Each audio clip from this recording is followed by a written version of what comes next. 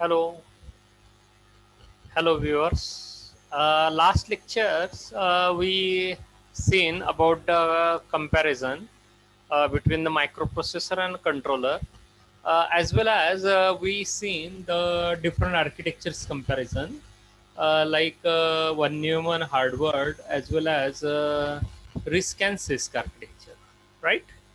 Uh, Now you can understand the different microcontrollers comparisons. Okay, this lecture is dedicated for comparison of different microcontrollers like 8051 peak at mega 16 and arms, right? Now याद रखिए, market में बहुत सारा type का micro controller available है. When you go for any company, that company will suggest you that are you familiar with the this microcontroller, that microcontroller. Then you should have some questions in your mind that whether I go for do programming of that or not. Remember, whenever if company asks you that you do programming or you do product designing over this controller, that time you should first focus about the comparisons. Okay, means in mind you can keep some features. Okay, if you find the compatibility, and then you can go for the programming of the controller, right? So here I am giving you a brief comparison between these 8051 peak at mega 16 and arms. Okay, यहाँ पर जो भी comparison आपको दे रहा हूँ ये professional type का comparison रहेगा, राइट? तो ये कोई भी कंपनी में आपको रिक्वायर्ड रहेगा. ओके, और जो भी कल ज्वाइन करेगा कोई भी कंपनी तो उसको इसमें तो कोई दिक्कत नहीं होगा, राइट? तो इस तरह का कंपैरिजन मैं आपको यहाँ पर सामने शो आउट कर रहा हूँ, right? So see, I'm sharing some slide. Okay, with the help of that you can able to understand here this comparisons. Okay, most of the product are based over the 8051. Now whatever the product which you find your domestic applications, they are based over the 8051, but somehow the products are dedicated to peak, some are dedicated to at mega 8 or at mega 16 or at mega 32. Most times if you need extended features, then you can go for the ARM controller. Okay, that's why here this lecture is dedicated for the comparison of these different types of controllers. Okay, now we go for starting of these comparisons, right? Now here you can see total 5 columns are there. First column is telling about the features, right? Second is telling you about the 8051. Third is telling about the peak. Fourth one is telling about the AVR, and fifth is telling about the ARMS, right? So here, as for the features point of view, here you can able to compare all these processors, all these controllers, right? So here, for as concerned to the bus width, okay.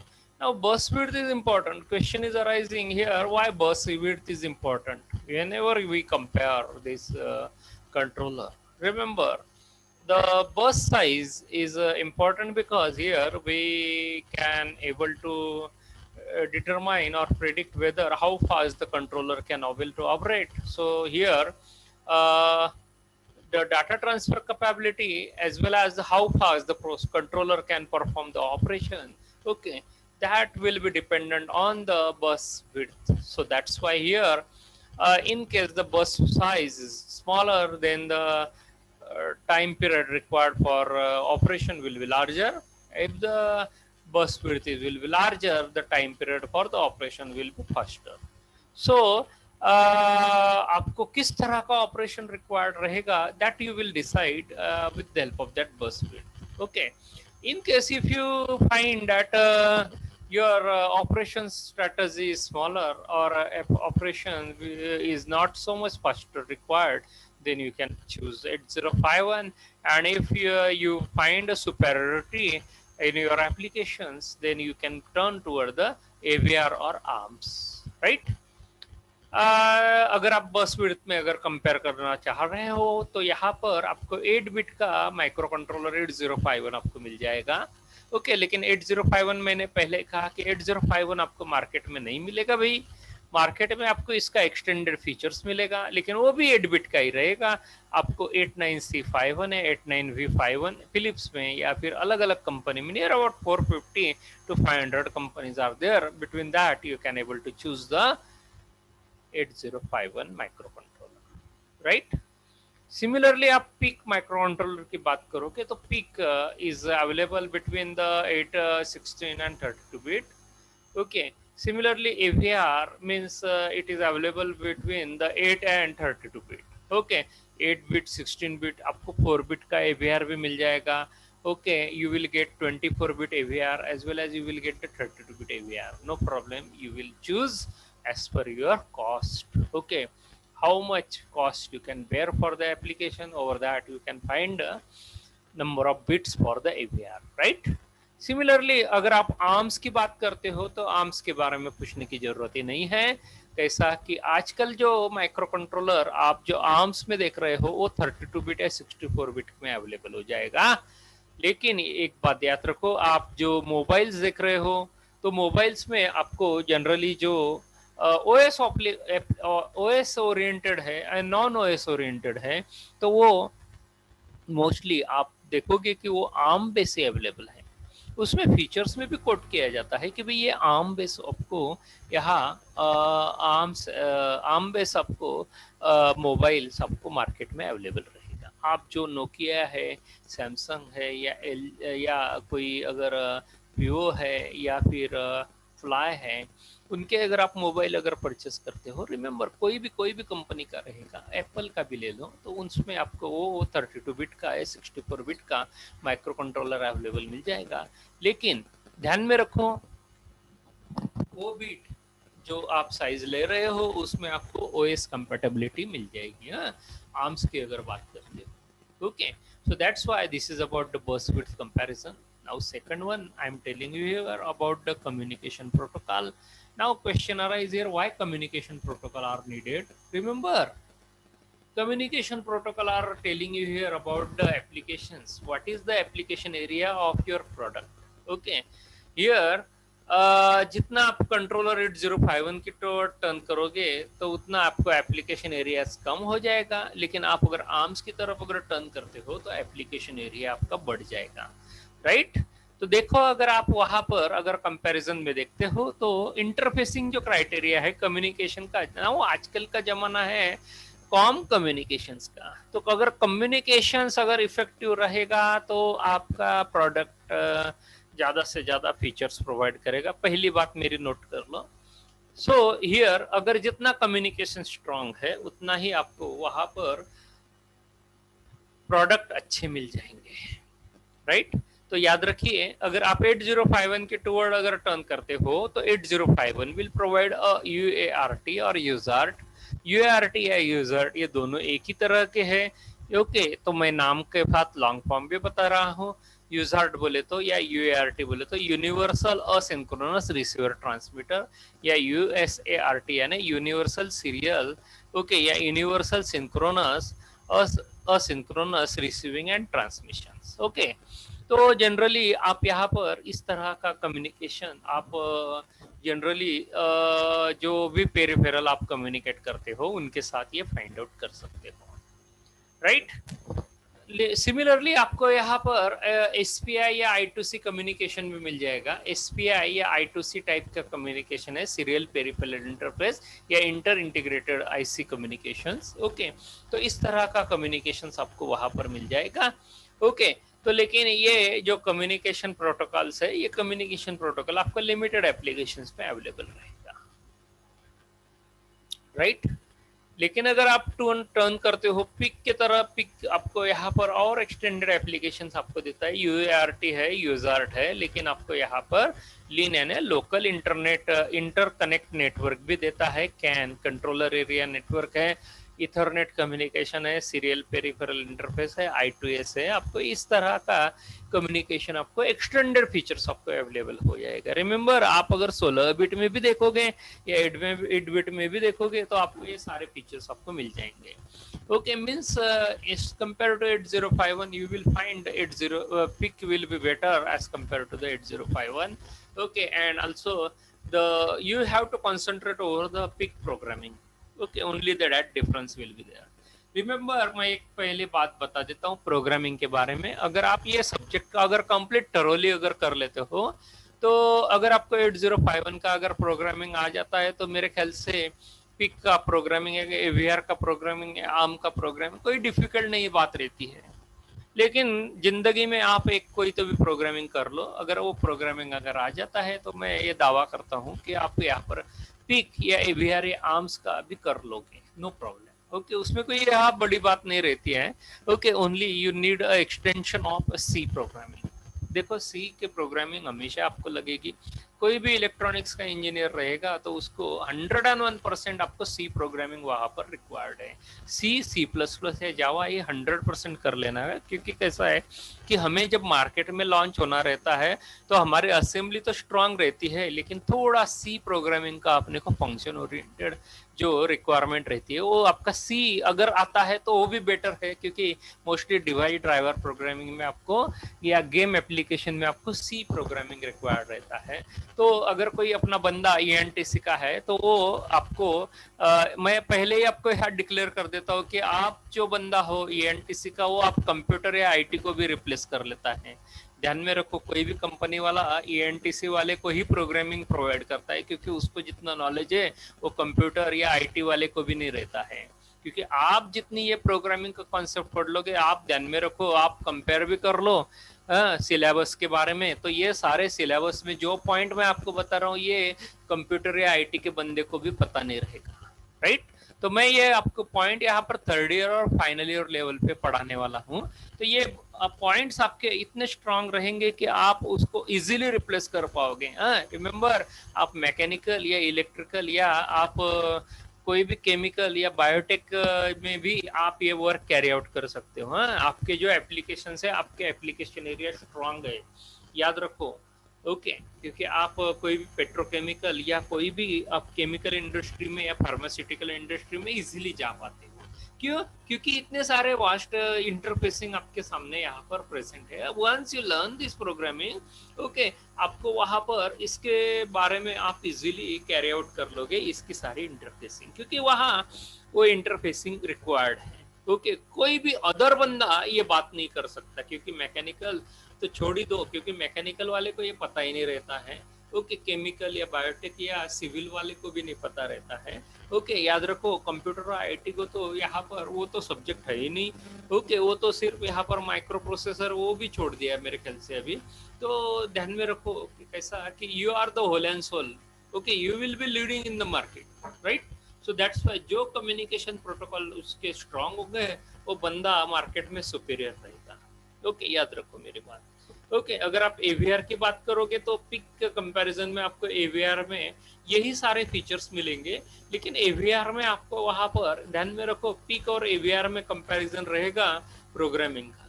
तो pick की programming और AVR की programming में थोड़ा minor वहां पर आपको difference रहेगा। AVR is better as compare to the PIC. Okay, कुछ फंक्शंस के राइटिंग में मोस्टली पिक बेटर है, कुछ फंक्शन राइटिंग्स में AVR बेटर है, राइट। अगर आप C या C++ से अच्छे फैमिलियर है, जावा से अच्छे फैमिलियर है, तो नो प्रॉब्लम, आप आर्म की टुवर्ड वहां पर शिफ्ट हो जाओगे, क्योंकि C बेस है आपका आर्म्स प्रोग्रामिंग का। तो वहां पर आप UART या यूजर्ट या लीन या I2C या SPI कैन या आपको उसके अलावा आपको USB फीचर भी मिल जाएगा। USB आपका AVR में भी है, आर्म में भी है। ओके, सिमिलरली आप वहां पर डिजिटल सिग्नल प्रोसेसिंग का भी एप्लीकेशन वहां पर ले सकते हो। जो आप सिग्नल एंड सिस्टम में लर्न कर रहे हो वो सारी बातें आप वहां पर ऑडियो वीडियो प्रोसेसिंग के बारे में, वो सारे जो फिल्टर्स है वो सारे आप वहां पर इजीली इंप्लीमेंट कर पाते हो। ओके, या फिर आप सीरियल ऑडियो इंटरफेस या IRDA का भी एप्लीकेशन वो आप आर्म्स में इजीली कैरी आउट कर पाते हो। ध्यान में रखना मेरी बात, ये जो है कम्युनिकेशन प्रोटोकॉल, ये अभी जो मार्केट में अवेलेबल है वो आज के दुनिया में नए नाम से जानने लग गए हैं, उसका नाम है आपका, यहाँ पर नया नाम है मार्केट में आपका इंटरनेट ऑफ थिंग्स। ओके, बहुत सारे बच्चे ऐसा समझते कि भाई इंटरनेट ऑफ थिंग्स बोले तो वो कंप्यूटर आईटी को है, लेकिन वो कंप्यूटर आईटी वाले को इतना भी गन नहीं रहता कि ये है क्या, क्योंकि उसको पता ही नहीं ये प्रोटोकॉल्स क्या है। देखो ये प्रोटोकॉल सारे ईएनटीसी के प्रोटोकॉल्स है। ओके, ये कंप्यूटर या आईटी वाले की बस की बात नहीं है, याद रखो, ध्यान में रखो। सो that's why you can easily handle it. Okay, you can have idea about the interfacing, you can have idea about the peripheral devices, you can have idea about the ports communication, okay, and declaration of registers। okay, so that's why you can handle it very effectively and efficiently। Third बात बता रहा हूँ speed के बारे में। Speed वाले तो generally अगर आप यहाँ पर ध्यान में रखो भाई, बैलगाड़ी का स्पीड और ट्रेन का या एयरक्राफ्ट का स्पीड। ओके, अगर आप कंपैरिजन में बोलोगे तो बैलगाड़ी का जो स्पीड है या चलने वाले का, पैदल चलने वाले का स्पीड है, तो पैदल चलने वाला स्लोअर रहेगा, एयरक्राफ्ट वाले का स्पीड ज्यादा रहेगा। तो आप देखो आप किससे सफर करना चाहोगे। तो उसी तरह speed is important in terms of micro controller. ध्यान में रखो 8051 और आर्म्स में स्पीड का डिफरेंस रहेगा। 8051 में आपको नियर अबाउट 3 to 6 मेगाहर्ट्ज का या 8 मेगाहर्ट्ज ज्यादा का क्रिस्टल रहेगा। अगर आप आर्म्स में देखोगे तो आपको वहां पर क्रिस्टल नियर अबाउट 400 मेगाहर्ट्ज का क्रिस्टल रहेगा, राइट। तो 400 के कंपैरिजन में और 4 मेगाहर्ट्ज के कंपैरिजन में देखो 100% का यानी 400 टाइम्स का फर्क है। ओके, तो 4 मेगाहर्ट्ज या 400 मेगाहर्ट्ज में आपको यहाँ पर जमीन आसमान का फर्क रहेगा। तो स्पीड की भी बात वहां पर चेंज हो जाती है। यहाँ पर 12 क्लॉक्स पर इंस्ट्रक्शन है, वहां पर 1 क्लॉक पर इंस्ट्रक्शन है। बात देखो आपके सामने ही है, तो इसलिए ये कंपैरिजन आपके लिए यहाँ पर सुटेबल रहेगा। तो speed generally in terms of 8051 यहाँ पर स्लोअर रहता है, पिक में थोड़ा फास्ट हो जाता है, एवीआर में और उससे फास्ट हो जाता है, और आर्म्स में और उससे आपको फास्टर स्पीड मिल जाता है। स्पीड की बात करोगे तो देखो मैं फ्रीक्वेंसी का कंपैरिजन बताता हूँ। 8051 ऑपरेट होता है near about 3 to 8 megahertz, PIC operate होता है आपका 4 to 16 मेगाहर्ट्ज, एवीआर आपको ऑपरेट होता है 4 to 32 या 40 मेगाहर्ट्ज तक, और आपका आर्म्स होता है नियर अबाउट 40 मेगाहर्ट्ज से लेकर 400 मेगाहर्ट्ज तक। So you decide. ओके, तो जितना फ्रीक्वेंसी ज्यादा उतना आपको टाइम पीरियड कम ऑपरेशन का, और जितना स्पीड यहाँ पर कम उतना ऑपरेशन का टाइम पीरियड ज्यादा रहेगा। ओके, तो इस तरह आप उसमें कंपैरिजन में पुट आउट कर सकते हैं। फोर्थ आता है यहाँ पर मेमोरी का। मेमोरी बोले तो यहाँ पर स्टोरेज डिवाइस रहेगा। तो जनरली 8051 में आपको रोम है या एस रैम है या फ्लैश मेमोरी मिल जाएगा। लेकिन अगर आप यहाँ पिक की बात करोगे तो एस रैम और फ्लैश मिल जाएगा। एवीआर में बात करोगे तो फ्लैश, एस रैम और डबल प्रॉम मिल जाएगा। और आप अगर आर्म्स की बात करोगे तो फ्लैश, एच डी रैम और डबल प्रॉम मिल जाएगा। रिमेंबर, मेमोरी आपके ऊपर है, मेमोरी कौन सी चूज करना है, कितनी चूज करना है, ये आपके ऊपर है, आपका एप्लीकेशन उसके ऊपर डिसाइड करता है। क्योंकि आपके पास जितना प्रोडक्ट और लॉन्च करने के लिए पैसा होगा उसी के हिसाब से आप वहां पर खर्च कर पाओगे। देखो आपको अगर सस्ता प्रोडक्ट मार्केट में लॉन्च करना होगा 100, 150, 50 रुपए का, तो उसके रिलेटेड आप वहां पर लो कॉस्ट मेमोरी के ऊपर जाओगे। अगर आपको सोफिस्टिकेटेड या आपको अच्छा लॉन्ग ड्यूरेबल और लॉन्गर टाइम रन होने वाला अगर प्रोडक्ट लर्न करना, अगर रोबस्ट प्रोडक्ट लॉन्च करना होगा, मार्केट में अच्छा पॉपुलर हो इस तरह का अगर प्रोडक्ट लॉन्च करना होगा, सो that's why you will prefer the highest size of memory. तो ये ध्यान में रखना कि भाई मेमोरी आपको कितनी रिक्वायर्ड है। मेमोरी आपको यहाँ पर सेलेक्टेबल रहेगी। तो चारों जो मैंने कंपैरिजन में लिए हैं उनमें सारे जो कंट्रोलर हैं वो मेमोरीज में आपको बताते हैं कि आप चूज करो। ऐसा जरूरी नहीं कि वहां पर डेडिकेटेड है। आप अगर उनमें 1 KB रैम और 1 KB डबल फ्रॉम लोगे तो भी सब में मिल जाएगी। और आप बोलोगे कि भाई 64 KB रैम और 64 KB रोम या डबल फ्रॉम चाहिए तो वो भी सब में मिल जाएगा। बात कहाँ आती है, पैसों के ऊपर, क्योंकि वहां पर मेमोरी कम, पैसा कम, मेमोरी ज्यादा, पैसा ज्यादा। ध्यान में रखो। ओके, तो इस वजह से वहां पर मेमोरी में ये है टाइप। ओके, लेकिन आपको वहां पर किस तरह का मेमोरी चाहिए वो भी आपके ऊपर रहेगा, right. Then type of architecture यानी ISA। ओके, तो जनरली 8051 में आपको 6 टाइप का आर्किटेक्चर वहां पर रहेगा।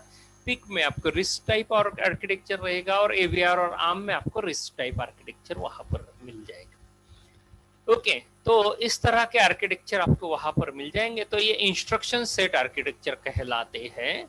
रिमेंबर, उसको हम कहते हैं ISA बोले तो इंस्ट्रक्शन सेट आर्किटेक्चर। ओके, और मेमोरी आर्किटेक्चर आपको मिलते हैं वहां न्यूमन हार्डवेयर मॉडिफाइड और मॉडिफाइड हार्डवेयर आर्किटेक्चर। ओके, तो वो आपको 8051 पिक और AVR और आर्म्स में अलग अलग रहेंगे। हाँ, सिमिलरली आप अगर पावर कंजम्पशन की बात करोगे तो 8051 में एवरेज पावर कंजम्पशन है।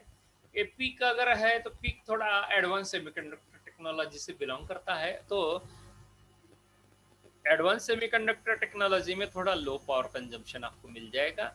उसी के रिलेटेड आपको AVR और आर्म्स में मिल जाएगा। तो ये थोड़ा एडवांस सेमीकंडक्टर टेक्नोलॉजी से बिलोंग करते हैं, तो इस वजह से आपको वहां पर लो पावर कंजम्पशन 101% मिल जाएगा। मोस्ट ऑफ द केसेस में जो सारे एप्लीकेशन मार्केट में लॉन्च होते हैं तो वो आइदर आपका 8051 बेस रहते हैं या पिक या AVR या आर्म्स के रिलेटेड, तो उसी के ऊपर आपका पावर कंजम्पशन की कैपेबिलिटी भी डिपेंडेंट रहती है। तो मोस्टली वहां पर बैटरी बैकअप की अगर बात करते हो तो battery backup is directly proportional to the power consumption. तो आजकल के दुनिया में जो आपका जो मोबाइल वगैरह लॉन्च हो रहा है तो उसमें जो बैटरी बैकअप की फैसिलिटी आ रही है, तो जनरली वो अगर बैटरी बैकअप की बात करोगे तो जनरल अगर आपका कंट्रोलर अगर पुअर रहेगा तो पावर कंजम्पशन लेस रहेगा। अगर कंट्रोलर अगर हाई या सुपेरियर रहेगा तो उसमें आपको वहां पर लो पावर कंजम्पशन मिल जाएगा। ओके, थर्ड नेक्स्ट बात आती है भाई फैमिलीज की। फैमिलीज बोले तो कैसा है कि जनरली देखो 1970s में मैंने कहा कि भाई 8051 लॉन्च हुआ था, लेकिन 8051 लॉन्च होके अभी तक 50 साल हो गए। अगर 50 साल हो गए तो ध्यान में रखो कि उसके 8051 के बहुत सारे वेरिएंट्स मार्केट में आए। ऐसा नहीं कि वही मार्केट में चल रहा है, वही घिसी पिटी बात चल रही है। वेरिएंट्स बोले तो कैसा है कि उसमें कोई एक्सटेंशन हुआ ना दिन ब दिन, दिन ब दिन आप में भी वहां पर कुछ एक्सटेंशन होता है। तो अगर वो एक्सटेंशन होता है तो आप बोलते हो कि भाई मेरा ये अपडेट हो गया, बायोडाटा मेरा CV अपडेट हो गया, तो उसी हिसाब से आप यहाँ पर भी कह सकते हो भी प्रोसेसर या कंट्रोलर है वो भी अपडेट हो गया। ओके, तो अगर मैं अपडेशन की बात करता हूं तो 8051 के वेरिएंट्स आपको मार्केट में अलग अलग तरह के मिल जाएंगे, आपको अलग अलग तरह के फीचर्स वहां पर मिल जाएंगे। ओके, जिसको जो फीचर चाहिए वो फीचर्स उसमें ले सकता है। लेकिन वहां पर और एक बात आती है कॉस्ट की। जितना फीचर ज्यादा उतना कॉस्ट ज्यादा, जितना फीचर्स कम उतना कॉस्ट कम। ओके, तो इस हिसाब से आपको वहां पर वेरिएंट का चूज करना है। उसी के साथ साथ ये सारे जो अब फीचर्स बता रहा हूँ ये सारे वहां पर भी रिलेटेड होते हैं, क्योंकि उसके ऊपर भी सारी चीजें डिपेंडेंट रहती है।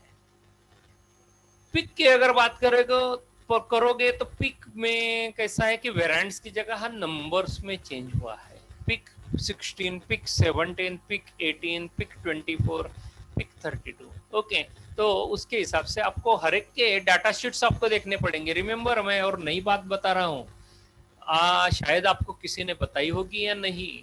आप अगर कोई भी स्टडी कर रहे हो सेमीकंडक्टर टेक्नोलॉजी का तो आपको वहां पर डाटा शीट्स वहां पर रिक्वायर्ड रहेंगी। याद रखो, question arise sir what is database data sheets. Remember, data sheets is a sheet where the product information, what is the power, what is the voltage, what is the current, what is the frequency, phase, data storage, everything, जो भी वो जो product है वो product में आपको inbuilt in on chip क्या क्या अवेलेबल है, पिन का डिस्क्रिप्शन हो गया, आर्किटेक्चर का डिस्क्रिप्शन हो गया। ओके, वो सारी बातें आपको वहां पर इंक्लूडेड मिलेगी। Okay, so whenever you have to go for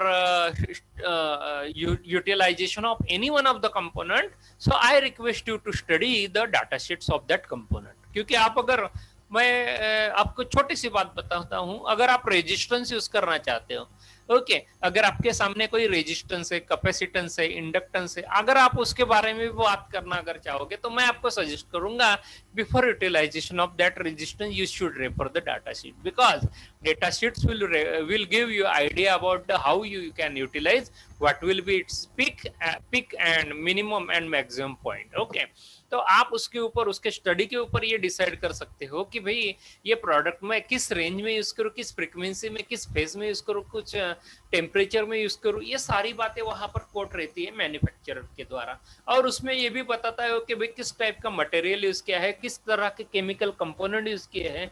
ये सारी बातें वहां पर उसमें इंक्लूडेड रहती हैं। ओके, तो अगर आप उसका अगर स्टडी कर लेते हो तो उसके द्वारा आपको ये समझ में आ जाता है कि मैं इस प्रोडक्ट को, इस कंपोनेंट को किस तरह यूटिलाइज करूं। तो इस वजह से मैं आपको ये बात बता रहा हूं। तो रिमेंबर, तो ये फैमिलीज की अगर बात करोगे तो फैमिलीज में आपको इस तरह के अलग अलग वेरिएंट्स अवेलेबल मिलेंगे, क्योंकि दिन ब दिन वहां पर नए नए प्रोडक्ट, नए नए एडवांसमेंट, नए नए टेक्नोलॉजीज का इंट्रोडक्शन होता है। ओके, जैसे ही मार्केट में कोई नई चीज आती है तो वो फिर से वो कंपोनेंट में इंट्रोड्यूस हो जाती है, राइट। अगर आप एवीआर की बात करोगे तो वहां पर एवीआर में टाइनी है, एट मेगा है, एक्स मेगा है, स्पेशल पर्पज एवीआर है। तो ये टाइप के आपको एवीआर वहां पर मिल जाए। आर्म्स 7 की या आर्म्स की बात करोगे तो आर्म्स जनरली आपको 0 1 2 3 4, आपको मैंने यहाँ पर लिखते समय 0 4 5 6 7 ही लिखा है। रिमेंबर, आर्म्स टेक्नोलॉजी यहाँ पर आपके नियर अबाउट 1997 में इंट्रोड्यूस हुआ, लेकिन उसके बाद आज में जो पॉपुलर हुआ 10 साल में उसके द्वारा आपका पहला मोबाइल, आपका 10 पहले 3 साल में ही उसके द्वारा आपका पहला मोबाइल लॉन्च हुआ, क्योंकि 1995 में लॉन्च हुआ, 1997 में उसमें और एडवांसमेंट हुआ, और धीरे धीरे नियर अबाउट 2000 में नियर अबाउट आपका पहला मोबाइल लॉन्च हुआ, और वो भी मोबाइल आपको आर्म्स के द्वारा ही मिला है।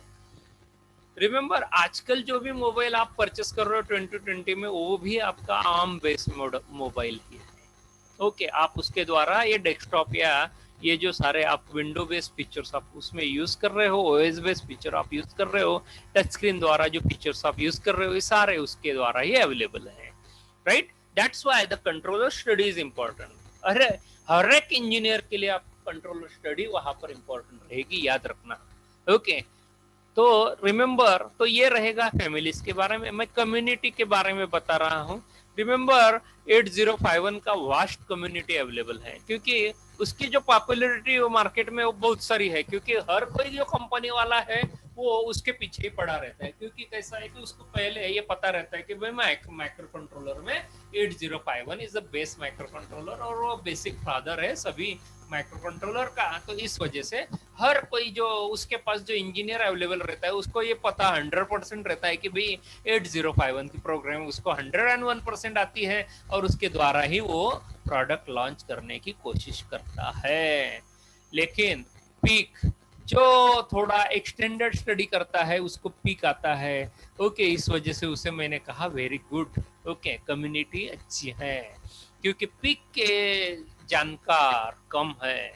ओके, यानी उसको चूज करने वाले भी चूजी हैं, याद रखो। एवीआर को भी स्टडी करने वाले चूजी है, आर्म्स के भी वहां पर खरीदार बहुत है, इसलिए वास्ट दोनों में 8051 और आर्म वास्ट में रखा, और पिक और एवीआर वहां पर चूजी में रखा है, राइट, ध्यान में रखो।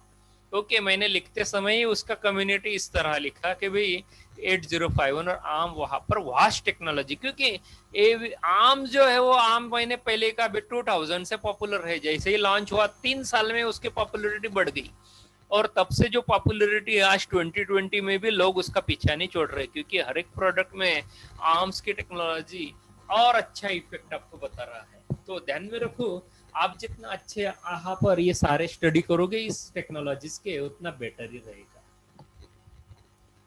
ओके, तो और नेक्स्ट पॉइंट में और डिस्कस करता हूँ, मैन्युफैक्चरर कौन कौन है भाई।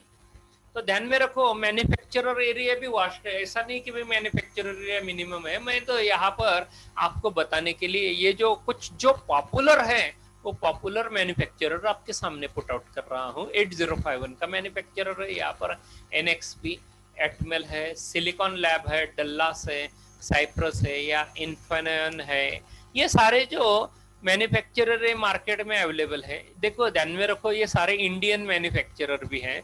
अगर आप कल चल के बी पास आउट कर लेते हो तो आप इन कंपनीज में भी जा सकते हो। नियर अबाउट बॉम्बे है, दिल्ली है, हैदराबाद है, बेंगलोर है, ये चेन्नई है, इनमें इनकी बड़े बड़े एम्पायर वहाँ पर अवेलेबल है। आप उनके कंपनी में जा सकते हो और आप वहाँ पर जॉब कर सकते हो, याद रखो। हाँ, पिक रिलेटेड है माइक्रोचिप, माइक्रोचिप होलसेल है। ओके, उसी का प्रोडक्ट है पिक। हाँ, एवीआर ये एटमेल का ही है। ओके, और दूसरा कोई मैन्युफैक्चरर वहां पर कंपैरिजन में नहीं आया है। लेकिन आर्म्स अगर देखोगे तो देखो, मैंने सबसे पहले एप्पल का नाम लिखा है, क्योंकि आर्म्स का खरीदार एप्पल भी है और बनाने वाला भी है। क्योंकि मैंने पहले कहा कि देखो, मार्केट में अगर मुझे मुझे अगर कोई प्रोडक्ट लॉन्च करना है तो मैं पहले वो माइक्रो कंट्रोलर बनाने वाले को वो कांटेक्ट करूंगा, क्योंकि मैं मेरा प्रोडक्ट लॉन्च करते समय मैं मेरा खुद का माइक्रो कंट्रोलर वहां पर अगर मेरे प्रोडक्ट में अगर लॉन्च करूं, प्रोडक्ट में अगर डिजाइन कर लो और मुझे चाहे वैसा ही डिजाइन चाहिए उसी हिसाब से अगर लॉन्च करूं तो वो बेटर रहेगा ना। ओके, तो इस वजह से यहाँ पर कोई भी कंपनी है तो मैंने सारे नाम वहां पर लिखने की कोशिश की। एप्पल है, निविदा है, क्वालिकॉम है, सैमसंग इलेक्ट्रॉनिक्स है, टीआई है, ये सारे जो है ये खुद के ओन माइक्रो कंट्रोलर, ऐसा एक दो नहीं है। उनके जितने प्रोडक्ट है उसके हिसाब से उनको अगर 50 माइक्रो कंट्रोलर भी डिजाइन करने पड़े तो पीछे नहीं हटते, याद रखना, ध्यान में रखो। वो अगर 50 प्रोडक्ट है तो 50 के लिए 50 माइक्रो कंट्रोलर ओन डिजाइन करेंगे। याद रखो ये मेरी बात। तो सैमसंग के कम से कम 150-250 माइक्रो कंट्रोलर वहां पर अवेलेबल होंगे। उसके वेरिएंट्स हैं, तो ये वेरिएंट्स वहां पर अवेलेबल होंगे।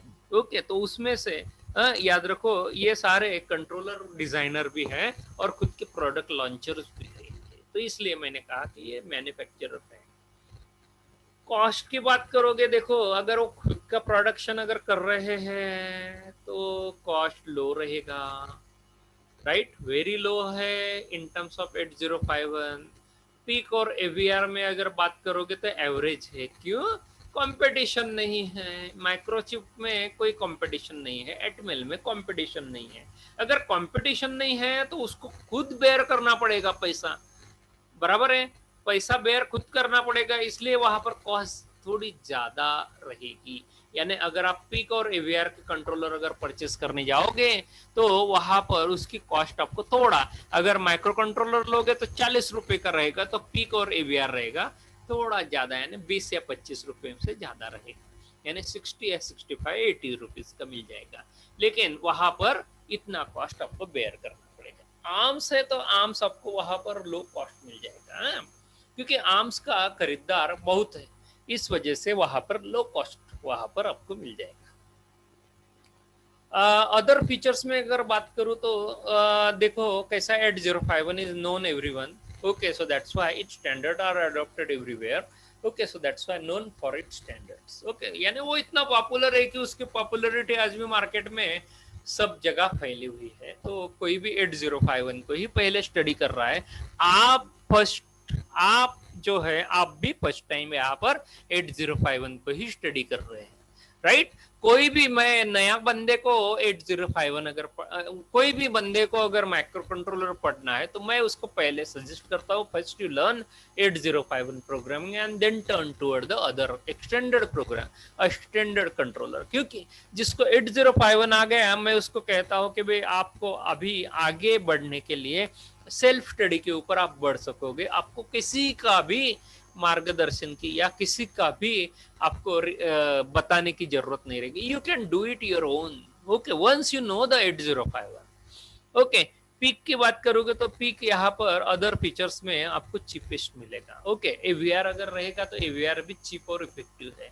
ओके, और आर्म्स की अगर बात करूँ अदर कंपैरिजन फीचर्स में, तो you will get high speed operations as compare to the other. Okay, popular micro controller आप अगर बात करोगे तो 8051 में मैंने पहले कहा भाई, दो नाम ऑलरेडी लेके रखे थे मैंने, वही वहां पर लिख दिए, 89C51 और 89P89V51। 80 का है और एक पी का है। 80 बोले तो एटमेका का है, पी बोले तो पीजी फिलिप्स का है, राइट। तो जनरली कैसा है कि ये दोनों माइक्रो कंट्रोलर बहुत सारे मार्केट में वहाँ पॉपुलर है। अभी तो इसके वेरिएंट्स भी है, यानी P89V51 RD2 या RD2XX, ये भी वहाँ पर फीचर्स मार्केट में आपको वहाँ पर एक्सटेंडेड आपको माइक्रो कंट्रोलर अवेलेबल हो जाएगा। पिक की बारे में बात करो तो पिक 16, 18 और 32 अवेलेबल है, उनके बहुत सारे वेरिएंट्स अवेलेबल हैं। वेरिएंट्स यहाँ पर इसलिए अवेलेबल है क्योंकि फीचर्स वो बताते हैं। ओके, आपको जितना इंटरनल कंपैटिबिलिटी आपको एक्सटेंडेड चाहिए होगी तो उसके हिसाब से फीचर्स का वेरिएंट भी चेंज होगा। 8 मेगा की बात करोगे तो 8, 16 और 32 या आर्डिनो कम्युनिटी यहाँ आपको अवेलेबल है। ओके, तो आर्डिनो माइक्रो कंट्रोलर में भी आपका 8 मेगा वहां पर यूटिलाइज हो रहा है। अगर आप आर्म्स की बात करोगे तो मैंने पहले ही कहा कि भाई आर्म्स का स्पेशली आर्म कंट्रोलर आपको जो मार्केट में बहुत सारा पॉपुलर है वो आज की दुनिया में है 2148 नंबर का आईसी। ओके, या इसी का जनरल कैसा है कि कोई बोलता है भाई जेरोक्स कर लो, भाई ये जो मेरी नोट्स है ये मेरी नोट्स जेरोक्स कर लूं, तो जेरोक्स कॉपी किसके पास अवेलेबल होगी? तो कोई भी ओम जेरोक्स वाला है, कोई भी वो जेरोक्स वाला दे देगा। उसी की तरह आप यहाँ पर एलपीसी 2148 है, तो 2148 का जेरोक्स कॉपी कौन करता है? भी कोर्टेक्स वाला है। तो जनरली कोर्टेक्स M0 से लेकर M7 इतने सारे माइक्रो कंट्रोलर अवेलेबल हैं।